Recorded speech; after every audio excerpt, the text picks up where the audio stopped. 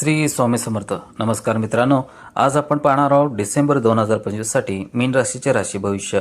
डिसेंबर 2025 मध्ये तुमचे कार्यक्षेत्र, आर्थिक परिस्थिती, आरोग्य, वैवाहिक जीवन आणि पारिवारिक जीवन कसे जाईल हे पाहणार आहोत. त्याचबरोबर उपाय देखील सांगणार आहे. व्हिडिओ शेवटपर्यंत पहा, तरच तुम्हाला उपाय काय आहे ते समजणार आहे. आणि कमेंटमध्ये ओम नमः शिवाय लिहा. त्याचबरोबर उमाशेखर ॲस्ट्रो चॅनलला सबस्क्राईब करायला विसरू नका.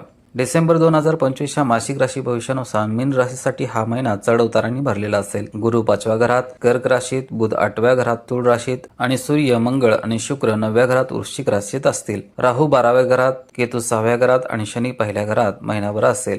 आर्थिकदृष्ट्या हा महिना चढ उतारांनी भरलेला असेल. तुमचे खर्च वाढतच राहतील आणि अनपेक्षित खर्च तुम्हाला त्रास देतील. महिन्याच्या उत्तरार्धात सूर्य, मंगळ, शुक्र 10व्या घरात प्रवेश करतील, तर बुध 9व्या घरात जाईल. परिणामी कामाच्या ठिकाणी तुमची स्थिती मजबूत होईल. तुम्हाला कठोर परिश्रम करावे लागतील आणि ते कठोर परिश्रम तुमच्या कामात मदत करेल. व्यवसाय करणाऱ्यांसाठी महिन्याचा पहिला आठवडा कठीण असेल, परंतु त्यानंतरचा काळ अनुकूल राहील. व्यावसायिक सहली फायदेशीर ठरतील. वैवाहिक संबंधामध्ये चढ उतार असेल तरी प्रेम अबाधित राहील आणि दोन्ही पक्ष त्यांचे नाते चांगले करण्यासाठी प्रयत्न करत राहतील. महिन्याची सुरुवात प्रेमसंबंधासाठी चांगली राहील. उत्तरार्धात किरकोळ समस्या त्रास देऊ शकतात. आरोग्याच्या दृष्टिकोनातून महिना चांगला असला तरी संसर्गामुळे त्रास होऊ शकतो. विद्यार्थ्यांसाठी महिना चांगला असेल. तुम्ही तुमच्या कठोर परिश्रमाने यश मिळवू शकता. करिअरच्या दृष्टिकोनातून हा महिना तुमच्यासाठी नवीन आशा घेऊन येईल आणि तुम्ही जितके जास्त प्रयत्न कराल तितके जास्त तुम्हाला यश मिळेल.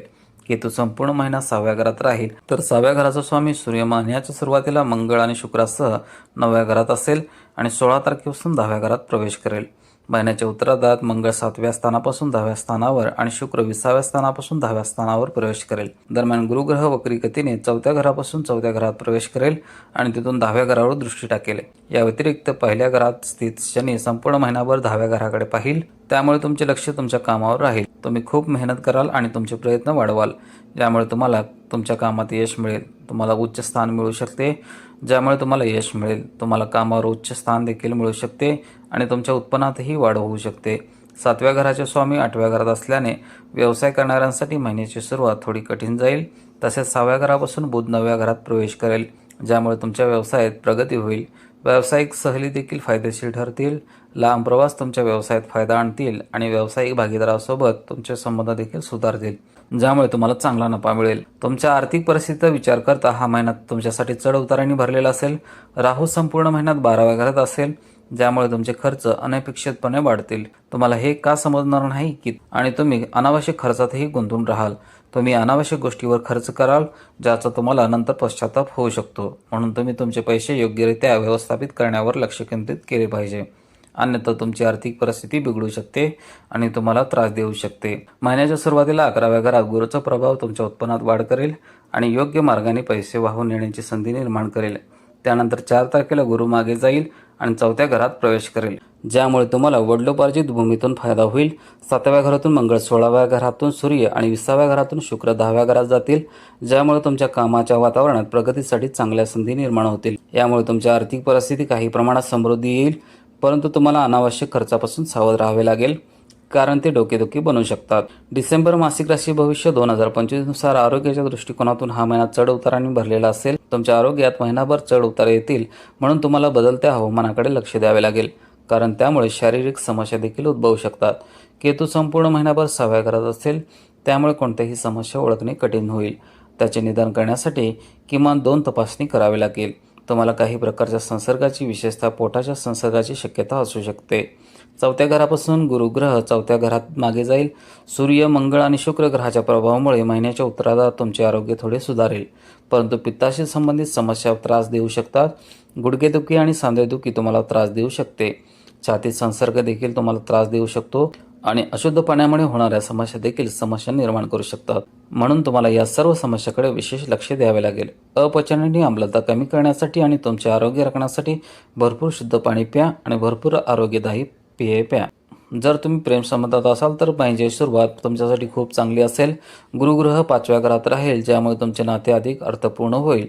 तुम्ही तुमच्या जोडीदाराला आणि त्याच्या भावनांना समजून घ्याल आणि त्यांची कदर कराल, ज्यामुळे तुमचे प्रेम जीवन फुलण्यास मदत होईल. चौथ्या स्थानापासून गुरु चौथ्या स्थानात प्रतिगामी होईल. शनी तुमच्या राशीत राहील, तुमच्या नात्यात शिस्त निर्माण करेल. तुम्ही तुमच्या जोडीदाराशी चांगले वागाल आणि तो त्यांच्या नात्याची काळजी घेईल. तुमच्यात मदतीची भावना निर्माण होईल, जी तुमचा जोडीदार प्रशंसा करेल आणि यामुळे तुमच्या नात्यात प्रगती होईल. शनी संपूर्ण महिनाभर तुमच्या 7व्या स्थानावर प्रभाव पडत राहील, तुमच्या वैवाहिक जीवनात मदत करेल. तुम्ही तुमच्या नात्यातील सर्व जबाबदाऱ्या समजून घ्याल आणि त्या पूर्ण करण्यासाठी सतत तयार असाल. राहूची महिनाभर 12व्या स्थानावर उपस्थिती घनिष्ठ नातेसंबंधामध्ये समस्या निर्माण करेल आणि वैयक्तिक नातेसंबंधामध्ये काही ताण निर्माण करू शकते. 7व्या स्थानाचा स्वामी बुध महिन्याच्या सुरुवातीला 8व्या स्थानात असेल, ज्यामुळे कौटुंबिक संबंध ताणले जातील आणि तुमच्या जोडीदाराशी वाद होतील. तसेच 6व्या स्थानापासून बुध 9व्या स्थानात प्रवेश करेल, ज्यामुळे तुमच्या वैवाहिक नात्यातील बंध अधिक दृढ होतील. डिसेंबर मासिक राशीफल 2025 नुसार हा महिना कौटुंबिक जीवनासाठी चांगला राहण्याची शक्यता आहे.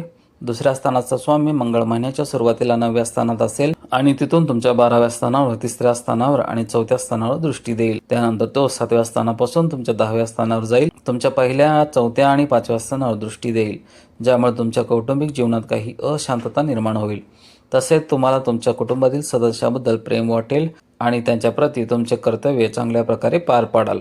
शनी संपूर्ण महिन्यात तुमच्या राशीत राहील, तुमच्या शिस्तीची भावना निर्माण करेल. तुम्ही तुमच्या जबाबदाऱ्या चांगल्या प्रकारे समजून घ्याल आणि त्या पूर्ण करण्याचा प्रयत्न कराल, ज्यामुळे चांगले कौटुंबिक जीवन सुनिश्चित होईल. 4थ्या स्थानाचा स्वामी बुध महिन्याच्या सुरुवातीला 8व्या स्थानावर असेल, ज्यामुळे तुमच्या आईला काही आरोग्य समस्या उद्भवू शकतात. त्यानंतर बुध ग्रह तुमच्या 9व्या घरात, 6व्या आणि 10व्या घरात 29 तारखेला प्रवेश करेल, ज्यामुळे तुमच्या पालकांच्या आरोग्याच्या समस्या कमी होतील. तसेच सूर्य, मंगळ आणि शुक्र याच्या प्रभावामुळे तुमच्या वडिलांना खोकलाशी संबंधित समस्यांचा त्रास होऊ शकतो. गुरु 4थ्या घरापासून वक्री गतीने 4थ्या घरात प्रवेश करेल आणि तेथून 10व्या घराकडे दृष्टी देईल, ज्यामुळे तुमच्या पालकांच्या आरोग्यात चढ उतार होतील. 3ऱ्या घराचा स्वामी शुक्र देखील महिन्याच्या सुरुवातीला सूर्य आणि मंगळासोबत 9व्या घरात असेल आणि उत्तरार्धात त्याच ग्रहांसह 10व्या घरात असेल, ज्यामुळे तुमच्या भावंडाशी सौहार्दपूर्ण संबंध टिकून राहतील. तसेच अहंकार, संघर्ष टाळण्यासाठी तुम्ही काळजी घेतली पाहिजे. उपाय आहेत: मंगळवारी लहान मुलांना गुळ आणि ग्रामप्रसाद वाटप करावा. तुम्ही दररोज श्री बजरंग बाणाचे पठण करावे. आध्यात्मिक प्रगती आणि जीवनातील समस्यांचे निराकरण करण्यासाठी मंगळवार आणि शनिवारी श्री सुंदरकांडजीचे पठण करावे. व्हिडिओला नक्की लाईक करा, शेअर करा आणि उमाशेखर ॲस्ट्रो चॅनलला सबस्क्राईब करायला विसरू नका.